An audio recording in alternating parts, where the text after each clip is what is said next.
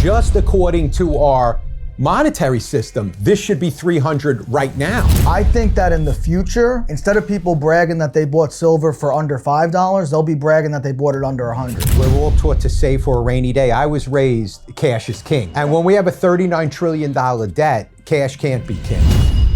The other day, I'm in my bedroom. Right. I'm moving through boxes because I moved like last year, and I'm looking through like Rubbermaid containers. In the bottom, I found like 10 just silver rounds that I didn't even know were in there. And I'm thinking to myself, I'm like, when I packed these away, it was like $200. Yeah. Now it's $1,000. Yeah, right. You didn't. It's funny you say that because like it's like you didn't even think much of it, and now it's like, okay, that's a G. Bro, I tossed it in there like it was garbage. Yeah, like, that's what I'm saying. Like all my stuff that was like gold, and like I had some cases that each had like 20 silver eagles, but they were just like odds and ends. And I was like, let me just throw these in there. Like I'm not even gonna think about this. And it was only a couple of years ago. Yeah, I'm actually, it's not that I didn't know it was coming, but to see silver at $100, it is a little crazy. It is. You know what I mean? So basically, like what I wanted to talk about, right? And all of this social media stuff is new to me. I don't know anything about it whatsoever, but like I like talking about like why is it where it is? Mm-hmm. Like for people that don't understand gold and silver, right? So like what would you think? Like silver's at $100, right? So like why? Like what? I think that's very important too, because a lot of people on like Twitter that don't understand silver and haven't been following it, they're just looking at the chart and they're comparing like 1980 to right now, and they're trying to say, well, we think a crash is coming because in 1980 the chart looked like this and then it went right down. And I always comment on those, and I'm like, if you're comparing the charts from 1980 to now, you really don't know what you're talking about and you don't belong in the conversation, because anybody who paid attention to what caused the market crash at that time knows that the factors that led up to right now have nothing to do with what happened back then. So I think right now it's mostly because of the industrial demand. It's mostly because of shortages, because we have a 500 million ounce deficit. And I think it's also because this is just Wait, 500 million ounce deficit. Explain that a little bit, because that's a little, I don't really understand that either. So that means that based on the industrial demand, how much silver they need to meet the demands that the market is calling for. Oh, like with solar panels or medical applications. Exactly. So yeah, and like flat iPhones, screen TVs, whatever. Yeah, literally anything. Even military demand. They use 500 ounces in every Tomahawk missile. Okay. So all that demand compared to how much is available above ground, there's a 500 million ounce deficit. So I think that's a huge part of it. And what, per year? Yes. Really? Yeah, for the year of 2026, how much they're expecting to use compared to how much is available above ground. And it's that high of a deficit? Correct. Damn. And I didn't know that. Yeah, I think that's a big reason why this is happening, because it's really not, if you paid attention to headlines last year, gold got all the headlines, silver got none of the headlines until it was already over like $85. So that tells me that this market isn't based on investors, like retail investors just stockpiling silver. It's based on real demand and real shortages. That's interesting. See, because like for me, and we have a couple of examples here, right? Like for me, this is an ounce of gold, right? So this is an ounce of silver. This is 1,000 ounces of silver, just for anybody watching. But this is an ounce of gold, and this is almost 5,000 now. So right now we're at what, 49.60, I think it is, or 49.50. Right. Like you're talking about the 80s to today, right? And to my understanding, in the 80s there was $1.5 trillion in currency in the economy, the United States economy. Right. They've printed so much money that now there is 22 trillion or 21 or 22 trillion in currency in the US economy. So that's why we're seeing gold at 5,000 an ounce, because the road is running out, right? They can't keep printing and printing and printing. This is just the way that I see it. And $9 trillion of the $39 trillion that's due this year. We have a $39 trillion deficit. 9 trillion is due this year. This is to what I'm learning and to my understanding. I got you. So gold is going to have to go up to give stability to the United States, to give credibility to the United States. Absolutely. So is 49.50 an ounce of gold? Is it peaked? No, I think for today, but as they keep printing more money, like my favorite analogy for the money supply is imagine you have 5 of your friends and you all order a pizza, and then 5 more people show up, and now you just cut all the slices in half. Everybody's not going to be full just because you made more slices out of the same pizza. And that's basically what they're doing, is they're just creating more slices of the same pie to redistribute the wealth. But it doesn't get redistributed evenly. So what happens is you just end up having more billionaires and eventually trillionaires. Yeah. But which is what's happening. Yeah, that's the reason why we have so many billionaires and trillionaires, is because we got off the gold standard and kept printing money. Well, look, you talk about like the 80s, right? I know in the 80s, right? I was born in 74. So in the 80s, I was 10, 11, 12, 13 years old. And I was old enough to understand a millionaire, right? And if you were a millionaire, you were rare. Yeah. You understand what I'm saying? Like now everyone on Long Island is a millionaire. If you factor in their house. Listen, you know what I'm saying? Anybody who works in a union job or is a teacher or anything and they put away into their pension for their whole career, they're a millionaire by the time they retire. Yeah, that's what I'm saying. but in the 80s, if you were a millionaire, you were something. Oh, yeah. Like I watched that show on HBO, the Lakers dynasty. I don't know if you remember, like the come up of the Lakers, right? And Magic Johnson and Larry Bird were the best basketball players in the world at that time, and their contract was only $400,000. That's crazy. But $400,000, it got them the house, the Mercedes, whatever they wanted. Yeah. Now it takes $40 million to get, the next level, like, that level of athlete. You know what I mean? What's LeBron James' contracts? 40, 50 million probably. Right. I don't know exactly, but. I mean, I'll give you another example. If you've seen the movie Pulp Fiction, and you know the scene where they go to the diner and he's like, a $5 milkshake. I can't believe it. But like, if you go to Mr. Softy right now and get a milkshake, it's costing you at least $5. Yeah. Like it's not even abnormal anymore. Yeah. Like the stuff that used to be a crazy idea, it's not anymore. Right. That's what I'm saying. And that's why 5,000 an ounce gold makes sense to me. And now let's just think about silver at 100, right? Yeah.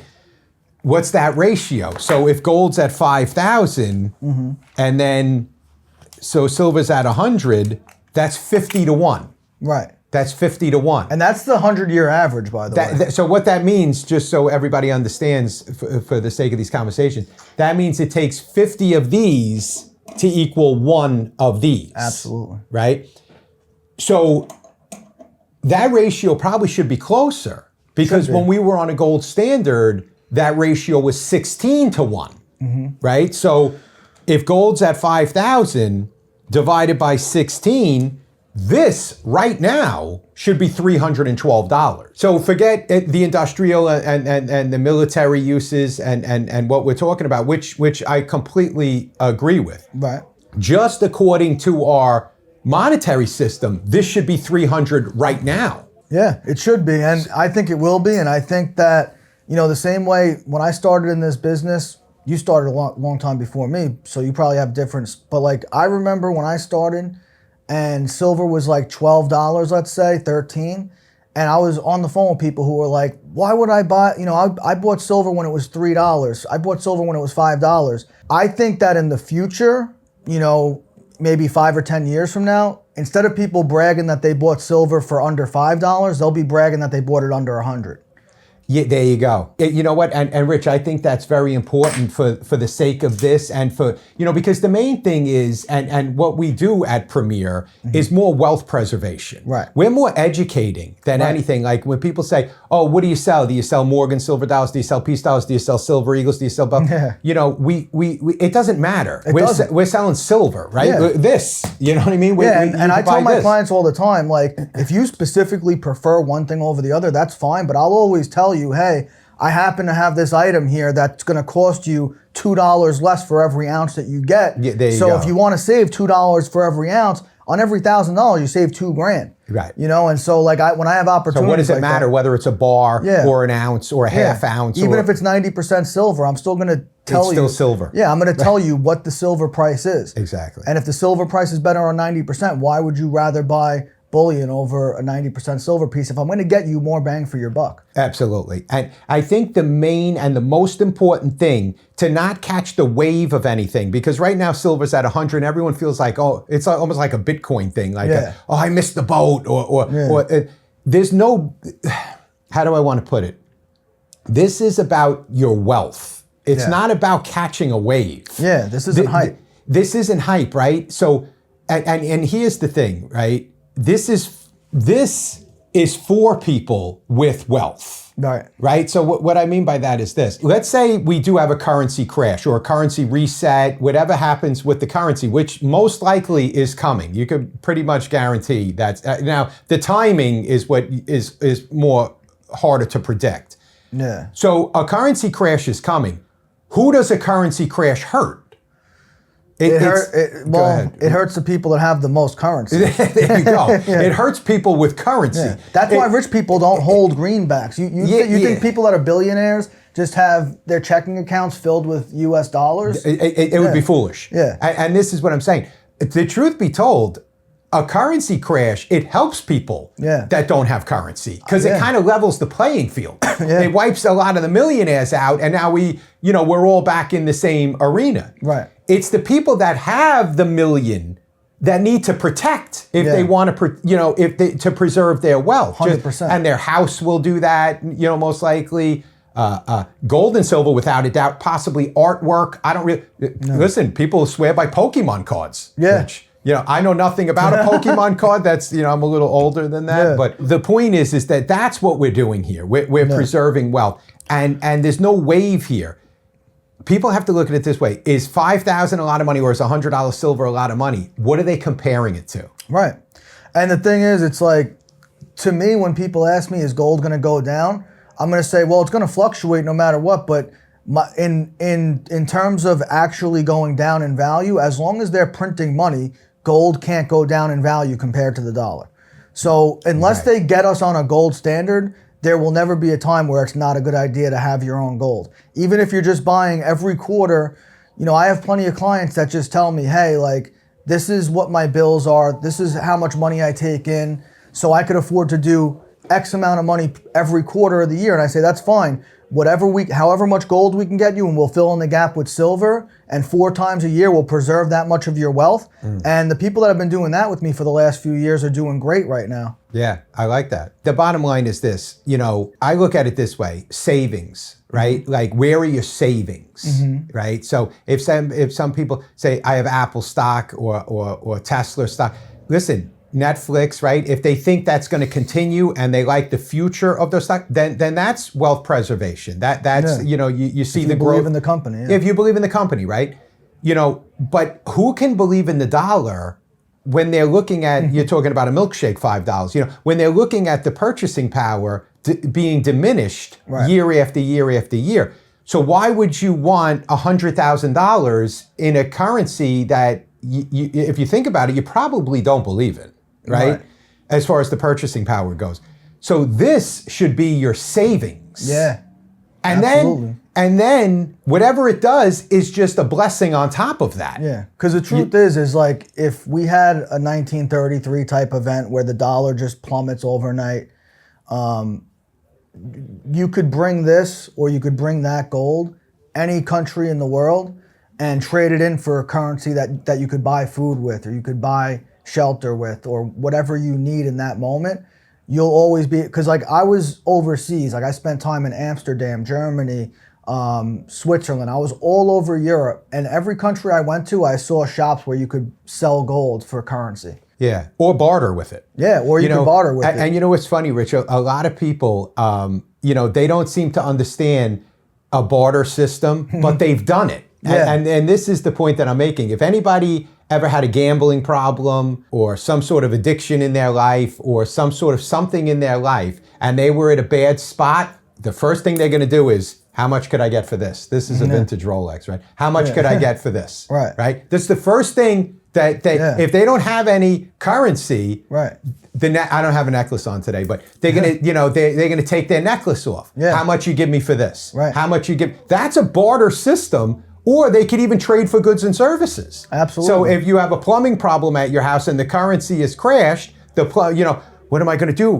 My pipes are backed up, but we can't take a shower, whatever the hell it is, right? They could I'll give you this if you fix all my plumbing, or whatever the case is. You know what I mean? So absolutely, it's got value. But there you go, and so that's a barter system. Yeah. So when people don't really, I don't understand how they don't understand this is money. Yeah. But they've sold their gold chain. Right. The only reason U.S. dollars even have value is because you needed to pay your taxes.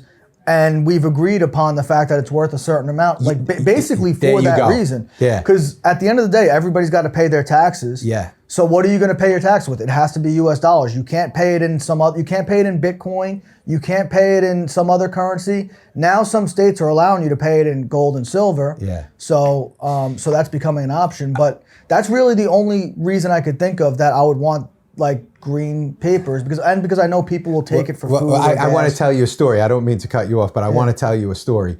So when my third daughter was born, we had to put a dormer on my house, right? Okay. The house was a 3-bedroom house at the time, right? Yeah, it was a 3-bedroom house. So we dormered over the garage for the 4th bedroom, so each kid had their own room, right? Okay. So the guy finishes it. At the time, this was in like 2009. All right. 2000, I think it was 2009, right? Yeah.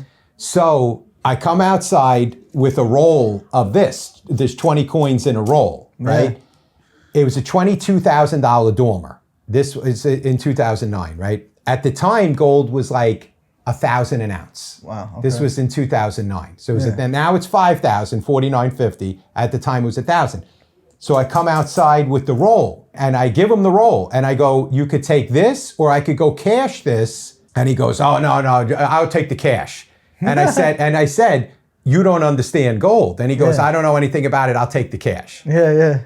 Fast forward to tape a year, gold hits 1,800 or something around there. Don't quote me on the exact numbers, but he would have doubled his money almost. Yeah. Right? So when he sees me, he goes, I want the gold. I'll give you back the cash. And I go, and that's the thing. People don't understand how this works. They don't. It's like, you ever seen that guy on Instagram or TikTok or whatever, and he stands outside like some crowded like shopping mall, and he's got a box of Hershey bars and a box of 10-ounce bars of silver. Yeah. And he goes, do you want the chocolate bar or do you want the bar of silver? Yeah. And pretty much everybody takes the bar of chocolate. There was like one guy smart enough to take and back then it was like $200 was that 10-ounce. Now it would be $1,000. Yeah.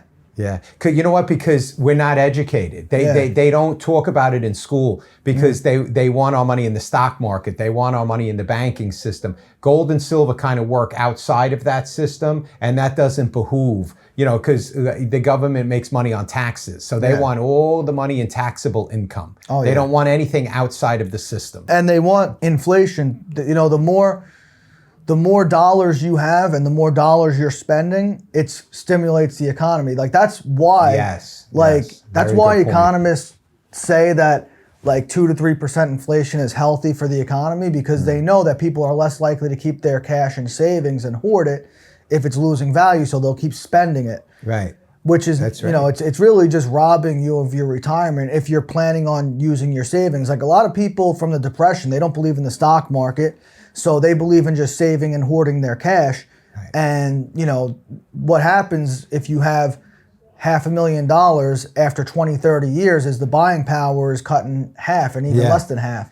See, and that's the thing is that we're all taught to save for a rainy day. I was raised cash is king and save for a rainy day, which makes sense as long as the cash is king. Right. You know what I mean? Which makes sense. What do they say? Money talks, bullshit walks. Mm-hmm. But what's money? Right.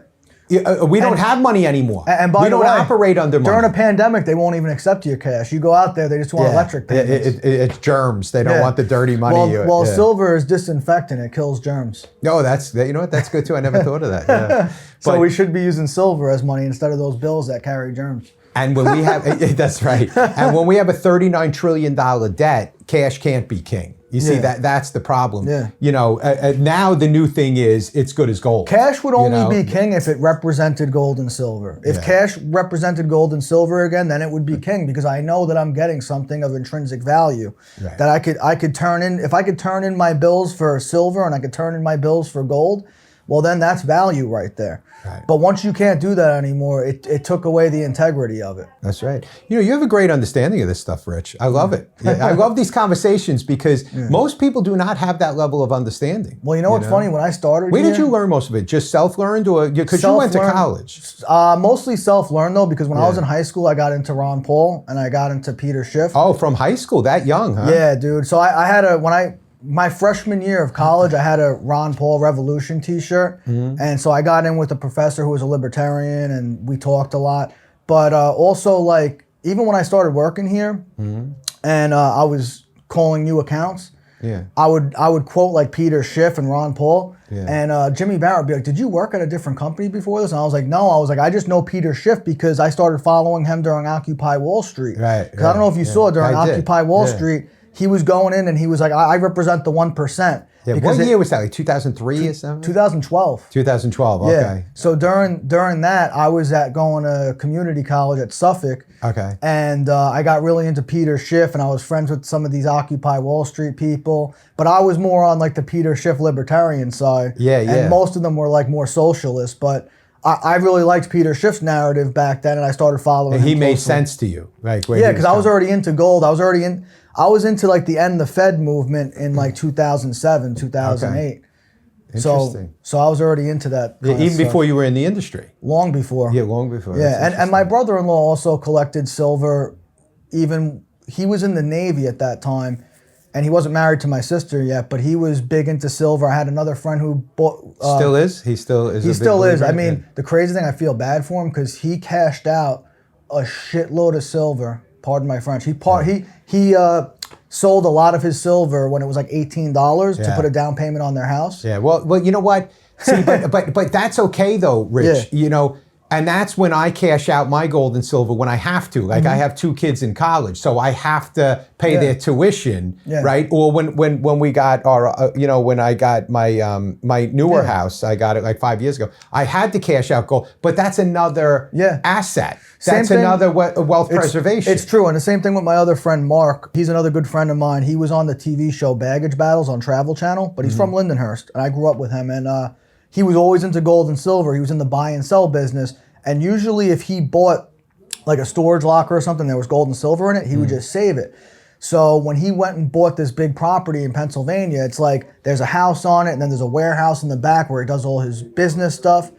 But he basically, he sold a lot of his gold and silver, not as low. He probably was like 35 an ounce for silver and maybe like, I want to say like 3,000 an ounce for gold, but he cashed out almost all of it and bought this property. But he told me, he's like, I don't feel too bad because I use my property to make money and the property is going to hold its value. So exactly. It's like the same thing as gold. And if you kind of look at it that way. And he's rebuying up his gold and silver now at these prices. Yeah, but it's almost one of the same. And that's what I learned, Premier just went to Kansas City to a FarmCon show. Yeah. And I got to tell you, I learned that farmers and gold and silver stackers, they have the same thing in common. A gold and silver stacker will judge their wealth with how much gold they have and how much silver they have and what it's doing. And farmers judge their wealth by how many acres they have. So when they have a good season, they buy more acres and they keep stockpiling acres. Yeah. But it's the same. So you could look at it like an ounce of gold versus like how much is an ounce of gold, how much is an acre. And a lot of times they were equivalent. Yeah. You know what I mean? That makes sense. It's weird. And they would stack acres. Wow. You know what I'm saying? Well, to preserve their wealth. And I've known throughout the years, a lot of my bigger clients are farmers. And I never really understood why. It's kind of both the same theory. It's outside the system. They're self-preserving people, just like gold and silver stackers are self-preserving people. And business owners in general. I mean, I have a good client right now who he's a business owner, and when he gets a contract, a big contract to do a job, he doesn't get paid till the job is done. So he has to lay out for the materials, the payroll, all this stuff. And he was telling me just his payroll is like $48,000 a week. Damn. So he got towards the end of a job and he's running low on cash, and he's like, I might have to cash in some of this stuff. I go, all right, no problem. I send him a shipping label. He puts everything in a box, overnights everything back to me. Within 48 hours, I got him the cash he needed to make his payroll and get paid on that job. And he told me, he was like, when I need to call my stockbroker to get my cash, He's like, the fastest it's ever been is 2 weeks. He's like, you got it to me in 48 hours. He's like, I'm really impressed. Yeah. And so, you know, the next thing you know, it's like he finishes a job, he gets paid, he buys back up the gold, and then next season when it gets busy season for him with work again, and if he needs cash, he knows he's got that in like a savings account. Yeah. He could always pull out with me. Yeah, and it seems like a quicker access. Way quicker. He told me it's way more liquid. If he'd had to get money out of the stock now market, well, even the bank too, Rich. You try to go to the bank, take out 20 grand, they question you. Right, and you with know your what money. I told him, I said, it takes you 2 weeks now when the market's healthy. Imagine if there was a recession and you had to get your money. Yeah. It would probably take you 45 days if you're lucky. Yeah. And he said, you're right. He said, that's exactly what would happen. My wife tried to go to Apple Bank to take out something we were trying to do with these hard money loans, and they questioned everything. They said, well, we don't think it's a good idea. And she said, what? My husband wants to do it.